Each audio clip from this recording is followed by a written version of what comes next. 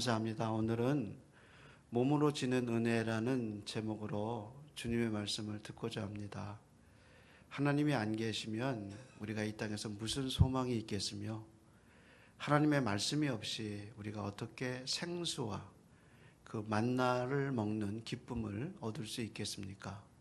교회가 없이 어떻게 하나님께 경배하고 이 귀한 복음의 말씀을 듣겠습니까?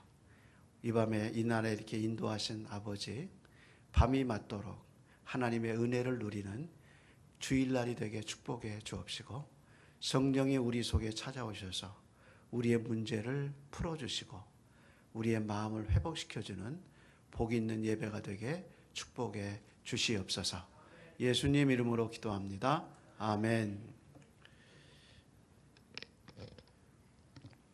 목사님이 큰 것 같아요? 제가 큰 것 같아요? 키가. 얘기 좀 해봐요. 목사님 큰 것 같아. 내가 이 마이크 보면 알 수 있을 것 같아요. 얘가 이렇게 나를 앞으로 안 오네. 네, 반갑습니다. 여러분이 로마서를 많이 보시는데, 로마서를 이해하기 위해서는 두 가지 중요한 포인트가 있습니다. 하나는 로마서의 관점을 좀 이해하셔야 돼요. 로마서는 인간의 관점에서 쓰이지 않았어요. 로마서는 철저하게 하나님의 관점에서 쓰였어요. 그러면 묻기를, 목사님 인간의 관점은 뭐고 하나님의 관점은 뭡니까? 이렇게 물어보시면, 인간의 관점은 이런 거예요. 우리가 소위 말해서 간증이라는 걸 듣죠. 하나님이 나를 어떻게 찾아오셨냐, 내가 하나님을 어떻게 만났냐. 그래서 간증이 예수 믿기 이전의 나의 삶, 예수님을 만나게 된 나, 그리고 예수님을 만난 이후에 나의 변화된 삶, 그 중심이 나의 변화예요. 그게 이제 우리 간증이라고 그러죠. 근데 로마서는 그 정도의 책이 아니에요. 로마서는 하나님이 나를 어떻게 만나셨나, 하나님이 내 인생 속에 어떻게 들어오셨나를 하나님의 입장에서 풀어주신 책, 그것이 로마서예요.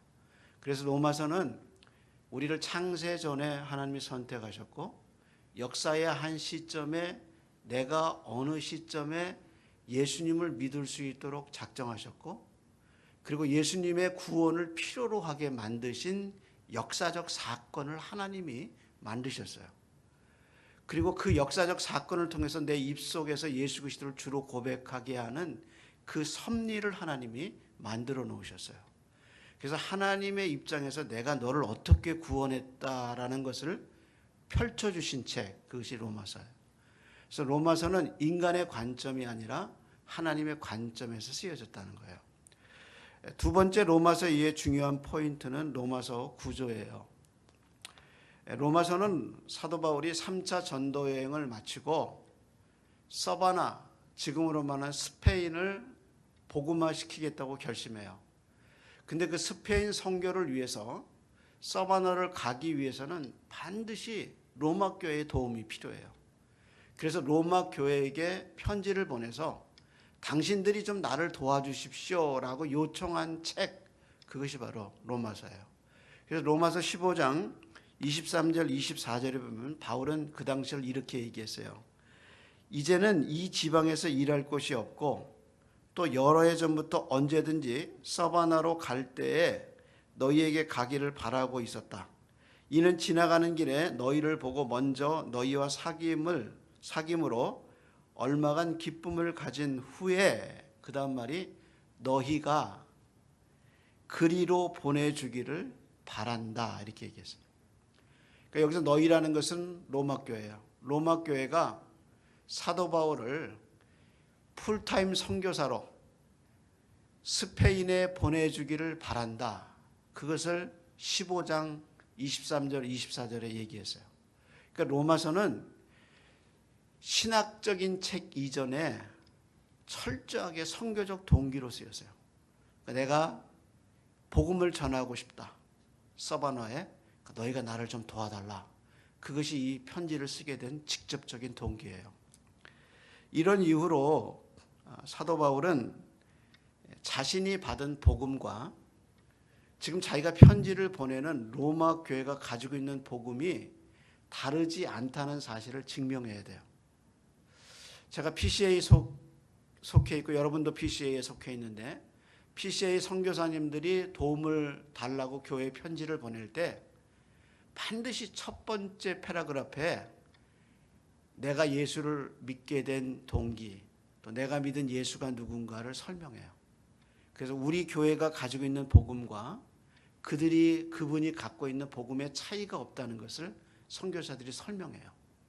그것처럼 사도 바울은 로마 교회에 자기를 도와달라고 말하면서 우리가 선교적 기반이 같다, 복음이 같다라는 것을 좀 설명하고 있죠. 그러면 복음은 무엇인가?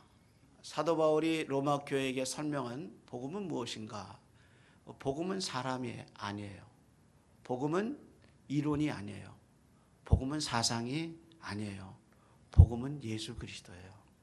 그래서 로마서 1장 2절과 4절에 이렇게 얘기했어요. 시작이 이 복음은 하나님이 예언자들을 통해서 성경에 미리 약속하신 그의 아들에 관한 것입니다. 문장을 다 생략해 보면 이 복음은 아들에 관한 것입니다. 그게 복음이에요. 그럼 그 아들이 누구냐? 이렇게 설명하죠. 그분으로 말하면 육신으로는 다윗의 후손으로 태어나셨고 거룩한 영으로는 죽은 사람들 가운데 부활하여 능력으로 하나님의 아들이심이 인정된 우리 주 예수 그리스도입니다. 그러니까 그분은 다윗에게서 나셨어야 돼요. 그분은 반드시 부활하셨어야 돼요. 이것이 바로 복음을 이루신 예수 그리스도의 정체성이죠. 이런 이유로 로마서 2에 중요한 몇 가지 단어가 있어요. 복음, 구원, 몸, 공동체, 그 다음에 하나님이 주신 사명. 이것이 이제 이 로마서를 이해하는 과정입니다. 그 중에 오늘은 세 가지 주제를 좀 살펴보겠습니다. 첫째는 구원입니다. 여러분은 여러분이 다니는 교회, 모든 교인이 다 구원받았다고 생각하세요? 한번 옆에 보세요. 이 사람 구원받았나? 이렇게. 한번 생각해 보세요. 옆에. 그럼 한번 우리 이렇게 생각해 봐야 돼요. 목사님은 첼트넴 장로교회에서 17년간 목회하셨는데 그러면 목사님이 17년간 목회한 교회는 다 구원받았습니까? 난 자신 있게 얘기할 수 있어요. 아니에요. 저희 교인들도 그냥 이민교회의 필요성에 의해서 교회에 나오지 복음하고 관계없는 분들이 너무 많아요. 한 번도 그분의 입에서 예수와 복음의 이야기를 못 들은 분들이 있어요. 항상 정치 얘기만 하셔요. 항상 누구 얘기만 하셔요. 한 번도 그 입에서 예수 그리스도의 이름으로 기도하거나 아니면 복음에 대한 이야기를 못 들었어요. 우리 교인들 중에서도 구원받지 않은 사람이 많아요. 근데 만약에 그럼 목사님 교회 장로님 7분은 구원받았습니까? 나는 얘기할 수 있어요. 예, 그분들은 구원받았습니다. 안수 집사님 그 십세 명, 20명 가까운 안수 집사님 가운데 구원받은 사람은 다 구원받았습니까? 할 때 글쎄요 이렇게 되죠. 직분은 안수 집사님이고 교회 리더기는 하지만 글쎄요 하고 고개가 지어지는 분들이 있어요. 자, 그러면 구원은 자기가 인식하지 못하는데 내가 구원받았는지 모르는데 천국 가니까 자기가 구원받은 걸 그때 알았다. 아니면 죽기 전에 자기가 내가 구원받았나 보다 그러고 구원이 그런 건가. 다시 말해서 구원은 자기 인식이 분명한가 그거예요. 구원받은 사람은 자기가 구원받은지 알 수 있는가 이 땅에서 그거예요. 전 소설가 중에 김은시의 소설을 좋아하는데 그분을 좋아하는 이유는 글이 단문이고 남성적이에요. 그는 소설을 쓸 때 절대로 독자의 마음을 사기 위해서 화려한 언어를 구사하지 않아요. 그는 간단한 남성적 언어로 자기의 사상을 소설을 써내려가죠. 그래서 한국 남성 중에서 제일 좋아하는 소설가가 많은 분들이 김은시를 들어요. 그가 남한산성이라는 소설을 썼을 때 제가 영주권이 없이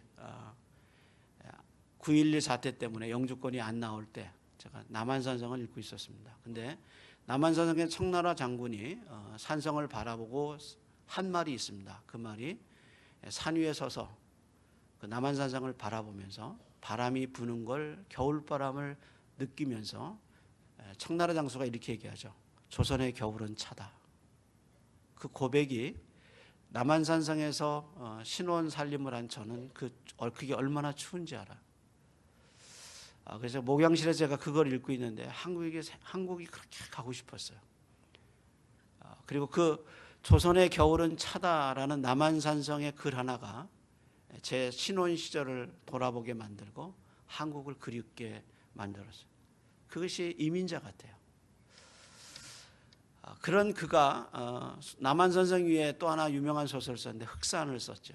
흑산이라는 것은 흑산반도의 준말인데 그 당시 천주교 순교사를 거기다 쓴 겁니다. 그는 방대한 자료를 조사하고요. 흑산반도 천주교 순교지를 다니면서 그때 죽은 천주교 순교자의 숫자가 1만이라고 얘기해요. 그런 그가 천주교 순교사를 다 조사하면서 소설 말미에다가 이렇게 묘사했습니다. 나는 말이나 글로서는 설명할 수 없는 그 멀고도 확실한 세계를 향해서 피 흘리면서 나간 사람들을 두려워하고 또 괴로워한다. 나는 여기서 산다. 저자는 천주교를 믿으면서 순교한 순교자들의 이야기를 쓰면서 자기는 천국이 믿어지지 않는 거예요. 근데 천국이 있다고 믿고 피를 흘리면서 그 길을 걸어간 순교자들의 이야기를 읽으면서 괴로운 거예요. 나는 왜 천국이 안 믿어질까? 그가 정약종이 죽는 장면에서 이렇게 묘사했어요. 정약종이 칼을 받을 때 하늘을 바라보며 누워서 죽게 해달라고 요청했다. 형리가 그의 청을 받아주었다. 이승에서의 마지막 사치였다. 주여 어서 오시옵소서. 정약종은 하늘을 우러러 웃으면서 칼을 받았다. 도성 쪽의 날은 저물고 서강 쪽의 하늘에 노을이 번져 있었다. 그의 웃음은 평화로웠고 큰 상을 받는 자의 기쁨으로 피어나 있었다. 똑같이 죽는 장면을 저자가 표현할 때 하늘에 큰 상을 받는, 그리고 얼굴에 웃음이 피어있는, 천국을 너무 간절하게 확신하는 정약종의 모습을 표현한 거예요. 죽음을 앞둔 현대인들의 고민이 뭐냐? 교회 나와서 천국에 대한 이야기를 많이 듣고 구원에 대한 이야기를 많이 들었는데 믿어지진 않아요. 그렇다고 없다고 말할 수도 못해요. 없다고 말하기에는 뭔가 있는 것 같아요. 근데 있는 진리는 믿어지지 않아요. 날마다 머리는 휘어지고 나의 노쇠해지는 자기 육체를 보면서 내 끝은 무엇일까? 내 숨을 거두고 나면 난 어디로 갈까? 자연으로 그냥 돌아가는 건가? 땅에 묻히고 끝나는 건가? 이게 이제 현대인들의 고민이죠. 교회에서는 천국이 있다고 그러고 성경은 천국이 있다고 얘기하는데 나는 왜 그게 안 믿어질까? 이게 현대인들의 고민이죠. 그래서 미국 부자들이 돈으로 살 수 있으면 가장 사고 싶은 게 뭐냐? 천국 티켓이래잖아. 근데 그 돈으로 갈 수 없는 거예요. 저자도 똑같은 고민을 하는 거예요. 김원 씨도 그 소설을 쓰면서 자기가 천국이 믿어지지 않는, 그래서 나는 이 땅에서 괴로워하고 산다, 이렇게 얘기했어요. 그게 어떻게 보면 소설가의 정직한 고백인 것 같아요. 여러분 가운데서도 천국이 믿어지지 않고 구원의 확신이 들지 않는 이들이 있어요. 그러면서 마누라 치맛자락을 벗고 가겠다. 천만의 말씀이에요. 신약 성경에 보면 생명책이라는 말이 딱 7번 나와요. 그 7번 중에 6번은 요한계시록에 나와요. 근데 딱 한 번 서신서에 생명책이 나오는데 이상한 것은 사도 바울이 자기하고 일했던 동역자들의 이야기를 해요. 그러면서 뭐라고 얘기냐면 이 사람들의 이름이 생명책에 기록되어 있다 이렇게 얘기해요.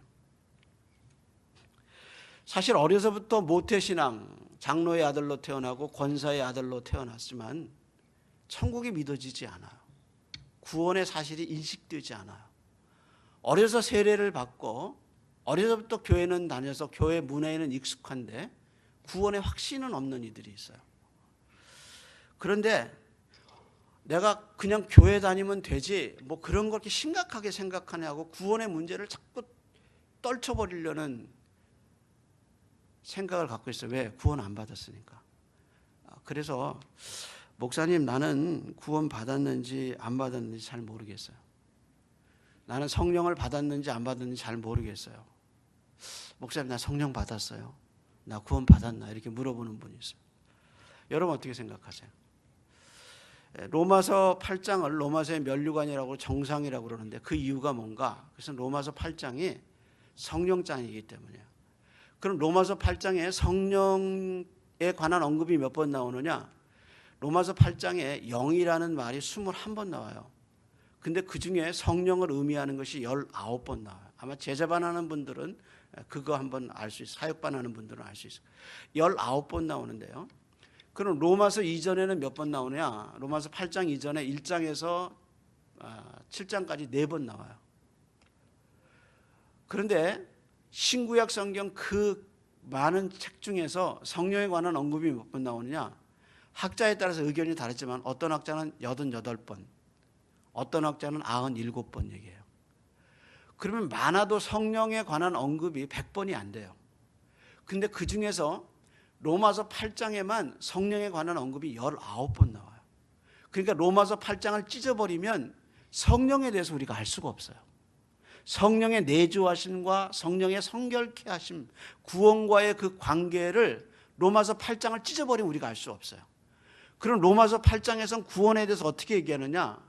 로마서 8장을 뒤져보면 구원에 관해서 로마서 8장 9절에 이렇게 얘기해요. 누구든지 그리스도의 영이 없으면 그리스도의 사람이 아니다.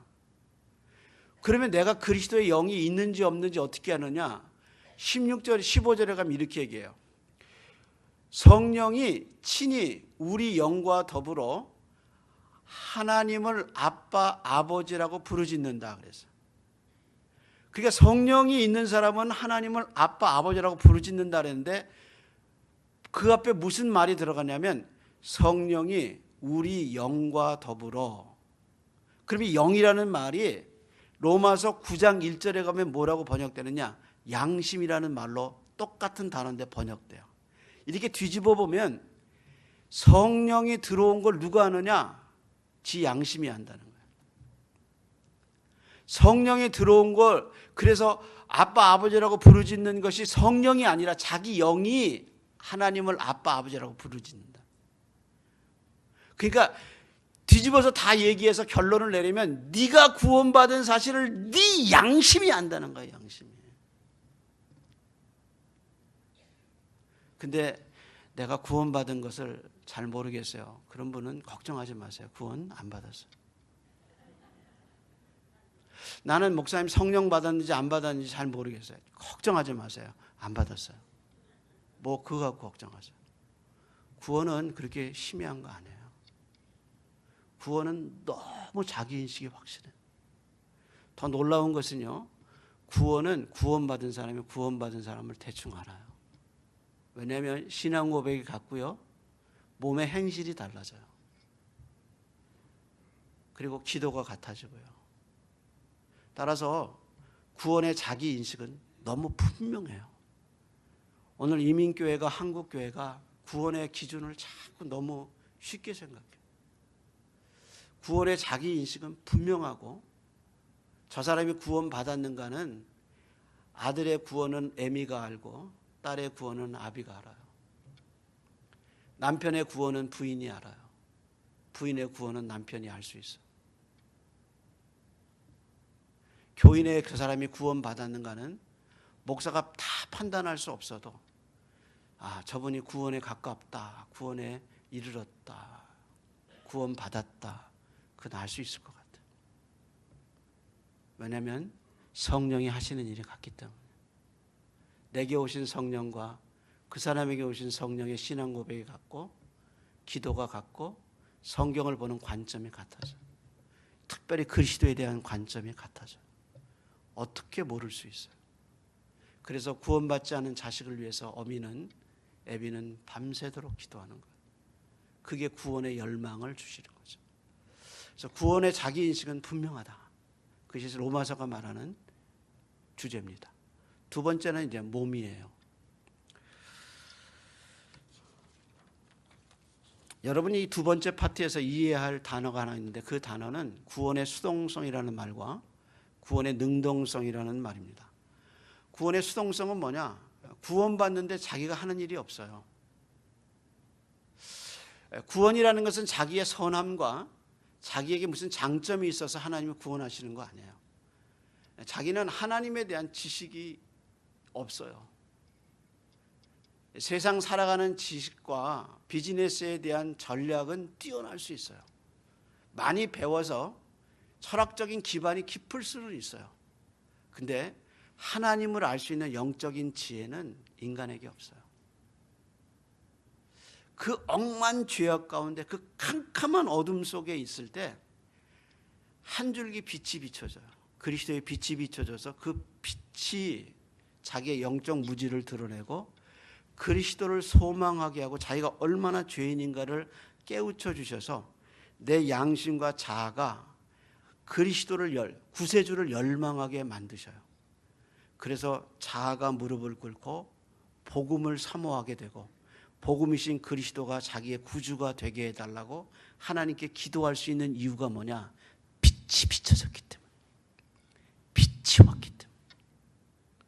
이 빛이 오기까지는 인간은 그 어둠 속에서 벗어날 수 없어요. 그래서 구원에 이르는 그것은 오직 하나님의 전적인 은혜예요. 그것이 구원의 수동성이에요. 그래서 구원받는데 인간이 하는 일은 아무것도 없다는 관점에서 구원은 수동적이에요. 그런데 이상한 것은 이 구원받은 내가, 빛을 받은 내가 죄를 깨닫고 나서는 더 이상 그 죄하고 같이 살고 싶지 않아요. 그래서 죄와의 싸움이 일어나요. 그것이 영적인 투쟁이에요. 이때 우리의 구원의 수동적인 구원이 나로 능동적으로 만들어요. 그래서 죄하고 싸우게 만들어요. 더 이상 안 먹고 안 피고 안 즐겨요. 더 하나님께 가까이 가려는 자기의 몸의 행실의 변화가 일어나요. 그래서 구원을 받고 나면 삶이 바뀌고 행동이 바뀌었는데 몸이 바뀌어요. 이 몸이 주일날 내가 가고 싶은 대로 마음대로 다녔던 이 몸뚱이가 교회 와서 그 남들 교회를 가는 거 그렇게 우습게 생각했던 그가 교회 와서 하나님께 예배드리는 몸으로 바뀌어요. 남자 자식이 무릎 꿇고 엉덩이 쳐들고 눈물을 흘리고 있는 것이 그렇게 비겁하게 보였던 그 내 몸이 자기도 무릎을 꿇고 주님께 기도하고 눈물 흘리는 몸으로 바뀌어요. 그래서 구원받은 사람은 몸이 바뀌어요. 그래서 그 몸이 하나님의 편으로 자꾸 돌아서게 돼요. 여기서 능동적이지 않으면 나는 죽어요. 그래서 로마서 8장 13절 14절에 뭐라고 얘기냐면 너희가 육신대로 살면 그다음 말이 반드시 죽을 것이로되 여기서 육신대로 산다는 말은 구원받은 사람이 구원을 받았음에도 불구하고 여전히 세상적으로 살면 반드시 죽을 것이로되 그다음 말이 영으로서 몸의 행실을 죽이면 그다음 말이 살리라. 여기서 이 산다는 말은 엄청난 생명력과 풍성함을 얘기해요. 그럼 이제 여러분 가운데 질문이 생기죠. 목사님, 나는 구원받았어요. 나는 예수님의 속죄도 믿고 구속도 믿고 예수님의 부활도 믿어요. 근데 나는 여전히 이 세상이 즐거운 거예요. 그래서 이 써니한 날 이렇게 얼마나 롱위크가 이게 휴가가 길어요. 또 얼마나 세상에 즐거운 게 많아요. 그래서 구원받은지 아는데도 항상 몸은 세상적이에요. 세상을 즐겨서 살아요. 그러면 목사님 나는 구원받았고 나는 예수님의 십자가를 믿는데 자꾸 왜 세상적으로 살게 되죠? 그런 사람은 생명의 풍성함을 못 누려요. 예수 믿는 즐거움이 없어요. 그걸 예수님이 비유로 잘 얘기한 것이 뭐냐? 누가복음의 탕자의 비유예요. 탕자가 집 나가죠. 아버지하고 아들의 관계는 안 끊어져요. 릴레이션십은 그대로 유지돼요. 근데 뭐가 끊어져요? 펠로우십이 끊어진 거예요. 그래서 그 사람은 어떻게 되느냐? 세상 가서 먹어서는 안 되는 쥐염염에 먹고 사는 거예요. 항상 공고해요.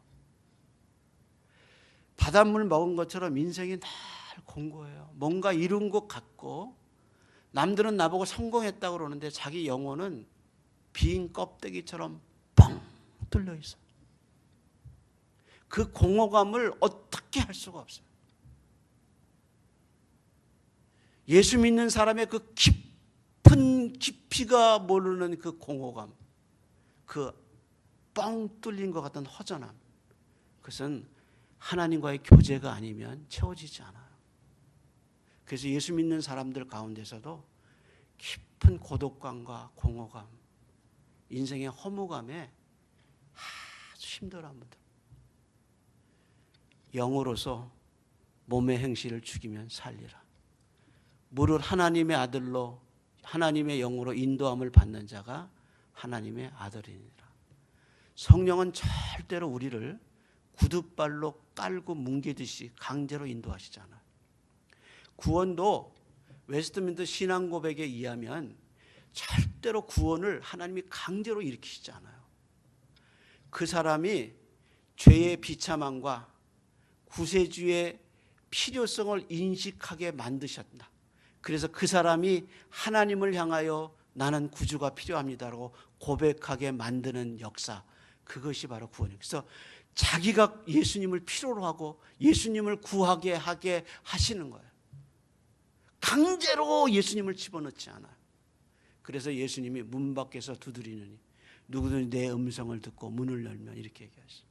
마찬가지로 구원이 그렇듯이 풍성한 삶도 내가 하나님의 말씀에 굴복하고 그 말씀에 순종하기 시작할 때, 그래서 그 말씀대로 살아갈 때 하나님의 사랑의 풍성함이, 그 풍성함이 우리 속에. 그래도 어쩌다가 그렇게 죄 속에서 살다가 어느 날 자기가 은혜를 받고 뭐 부흥회를 참석하거나 아니면 말씀에 어떤 맞음에 부딪혀가지고 잠시 하나님께 순종해서 그 말씀대로 살 때, 그때 하나님의 사랑이 꽉 임해.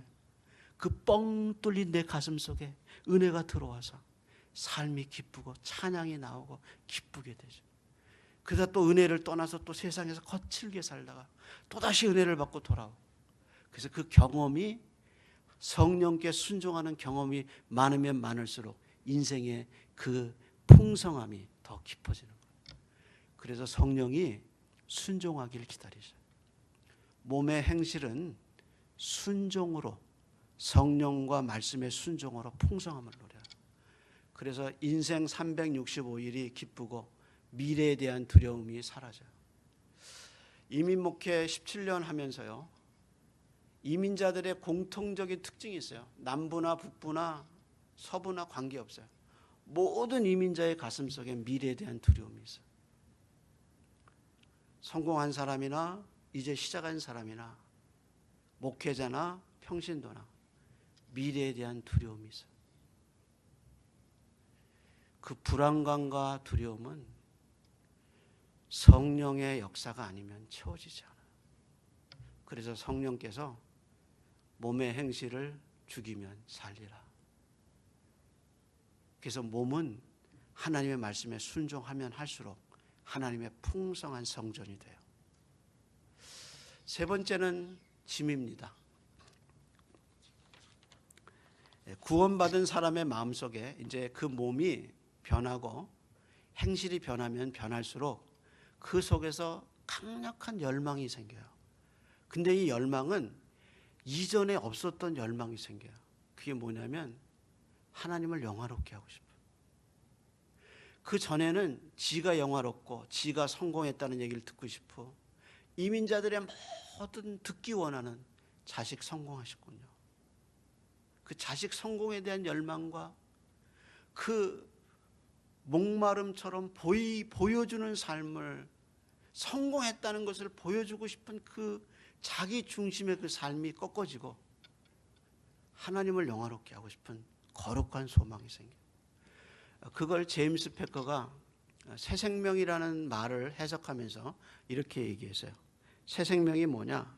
새 생명이란 하나님을 알고 하나님께 가까이 가고 하나님을 사랑하고 사랑하는 마음, 하나님을 높이고 싶은 마음, 하나님을 기쁘시게 하고 싶은 거룩한 욕망이 일어나는 거, 그게 새 생명이다. 그러니까 이 몸으로 여태껏은 지를 위해 살았는데 이제 내가 하나님을 위해 살아야 되지 않겠냐. 진짜 어떻게 그런 변화가 일어났는지 모르지만 예수 믿어도 날 내복, 날 예수 믿어도 내 거 이렇게 살던 내가 어느 날 성령의 풍성함에 들어가서 하나님을 영화롭게 하고 싶다. 이렇게 은혜 주신, 이렇게 죄된 나를 하나님이 사랑하셔서 지금까지 시켰는데 내가 어떻게 하면 하나님을 영화롭게 할까? 이렇게 사람이 바뀌는 거예요. 제가 본 한국 영화 중에 제목은 잃어버렸지만 아버지와 초등학교에 다니는 아들이 개울가에서 나눈 대화가 생각납니다. 뚝에 아버지하고 아들이 앉아서 아버지가 아들에게 이렇게 얘기하죠. 저 개울을 건너는 다리 말고 건너는 방법이 뭘까? 그랬더니 아들이 대답합니다. 다리 말고 그러면서 물로 가면 되지. 그리고 이제 아들이 물가로 뛰어들어갑니다. 근데 이제 아들이 먼저 가면서 물살에 휩습니다. 그러니까 이제 중간쯤 가다가 픽 쓰러지니까 아버지가 얘기하죠. 거기 있어라. 그리고 이제 아버지가 물살로 들어갑니다. 그러면서 아버지가 아들 앞에 서면서 큰 돌을 하나 들어요. 그래서 돌을 이렇게 가슴에 안습니다. 그래서 아버지가 먼저 보여줘요. 물가를 이렇게 개울가를 지나가면서 물이 확 지나가는데 돌의 무게 때문에 아버지가 휩쓸리지 않아요. 그때 아버지가 뒤를 돌아보면서 이렇게 아들에게 얘기하죠. 너도 네가 들을 수 있을 만큼의 돌을 들어. 그러면 물살에 떠내려가지 않는다. 그리고 아들과 아버지가 석양이 지는 개울가를 건너가요. 진리는 그거예요. 당신의 몸에 하나님의 사명이 없으면 당신은 세상의 물결에 휩쓸려서 살아요. 한 번도 세속을 거슬러 올라갈 수가 없어요. 왜? 짐이 없으니까. 편하게만 신앙생활해요. 하나님이 모세에게 십계명을 2번 주시죠. 한 번 주신 계명은 모세가 깹니다. 그때 하나님이 2번째 계명을 주시면서 이렇게 얘기해요. 네가 돌을 준비하고 네가 지고 나에게 와라. 그래서 모세가 자기가 돌 2판을 만들고 2판을 지고 혼자 올라가요. 그래서 올라갔을 때 모세가 지고 올라온 그 돌에다가 하나님이 인류가 살아가는 십계명을 손가락으로 적어주셔요. 이 메시지는 당신에게만 지워지는 짐이 있다는 거예요. 저는 17년을 목회하면서 다른 목사님들처럼 날마다 돌판을 준비합니다. 그러면 하나님이 주일날 새벽이든지 토요일 밤에 거기다 글을 쓰시는 경험을 참 많이 했어요. 그 힘든 설교의 작업을 통해서 하나님이 성도들이 그 주간에 살 수 있는 말씀을 주시는 그걸 많이 경험했습니다. 여러분이 목사님을 위해서 기도해야 할 이유가 거기 있어요. 세속에 떠내려가지 않으려면 짐을 져야 돼요. 내 등에 짐이라는 시가 있습니다. 이렇게 시작하죠. 내 등에 짐이 없었다면 나는 아직도 미숙하게 살고 있었을 겁니다. 등에 있는 짐의 무게가 내 삶의 무게가 돼서 그것을 감당하게 하였습니다. 이제 보니까 내 등의 짐은 나를 성숙시킨 귀한 선물입니다. 내 등에 짐이 없었다면 나는 세상을 바로 살지 못했을 겁니다. 등에 있는 짐 때문에 늘 조심하면서 바르게 성실하게 살았습니다. 이제 보니까 내 등의 짐은 나를 바르게 살도록 한 귀한 선물이었습니다. 내 등에 짐이 없었다면 나는 사랑을 몰랐을 겁니다.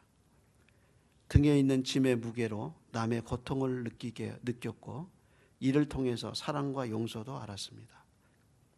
이제 보니까 내 등의 짐은 나에게 사랑을 가르쳐준 귀한 선물이었습니다. 등에 짐을 지고 살면 하나님의 손가락이 나타납니다. 예수님이 친히 말씀하셨습니다. 나의 계명을 가지고 지키는 자라야 나를 사랑하는 자니 나를 사랑하는 자는 내 아버지께 사랑을 받을 것이요 나도 그를 사랑하여 그에게 나를 나타내리라. 주님의 짐을 지고 사세요. 이 공동체를 이루느라고 힘들고 어려운 짐들을 지셨지만 짐을 벗으려고 그러지 말고 그 짐을 잘 지고 걸어가는